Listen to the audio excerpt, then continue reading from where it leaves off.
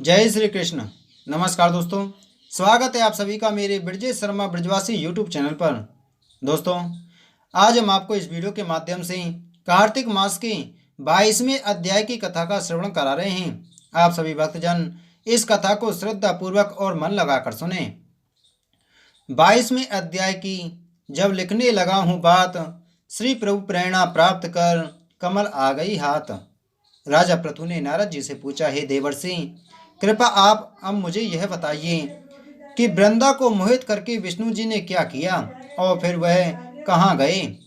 जब देवता स्तुति कर मौन हो गए तब शंकर जी ने सब देवताओं से कहा, हे ब्रह्मादिक देवताओं, जलंधर तो मेरा ही अंश था, उसे मैंने तुम्हारे लिए नहीं मारा है।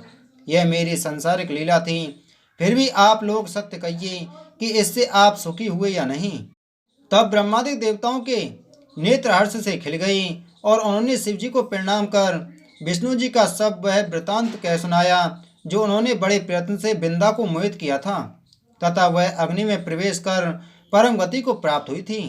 देवताओं ने यह भी कहा कि तभी से वृंदा की सुंदरता पर मोहित हुए विष्णु उसकी चिता की राख लपेट इधर उधर घूमते हैं। अतएव आप उन्हें समझाइए, क्योंकि यह सारा चराचर आपके अधीन है। देवताओं से यह सारा वृतांत सुन शंकर जी ने उन्हें अपनी माया समझाई और कहा कि उसी से मोहित विष्णु भी काम के वश में हो गए हैं। परंतु महादेवी उमा त्रिदेवी की जननी सबसे परे वह मूल प्रकृति परम मनोहर और वही गिरजा भी कहलाती है। अतएव विष्णु का मोह दूर करने के लिए आप सब उनकी शरण में जाइए। शंकर जी की आज्ञा से सब देवता मूल प्रकृति को प्रसन्न करने चले। उसके स्थान पर पहुंचकर उनकी बड़ी स्तुति की।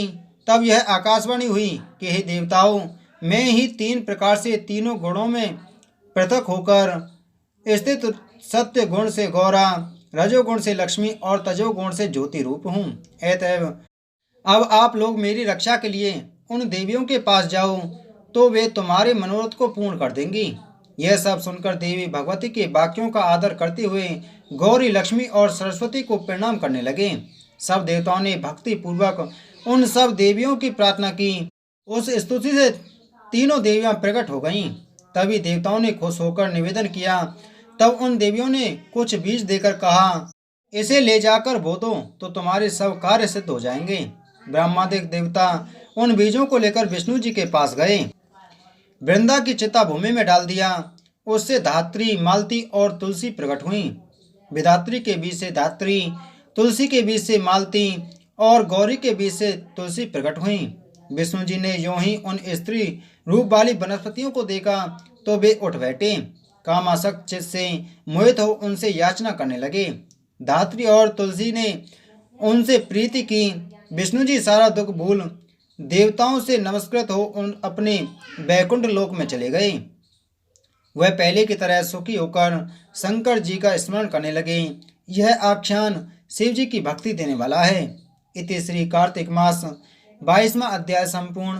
बोलो विष्णु भगवान की जय, बोलो शिव शंकर महाराज की जय। दोस्तों, वीडियो को ज़्यादा से ज़्यादा शेयर करें और चैनल को सब्सक्राइब करें। आगे की कथा में मिलते हैं कार्तिक मास के 23वें अध्याय के साथ में। आप सभी को जय श्री राधे, जय श्री कृष्ण।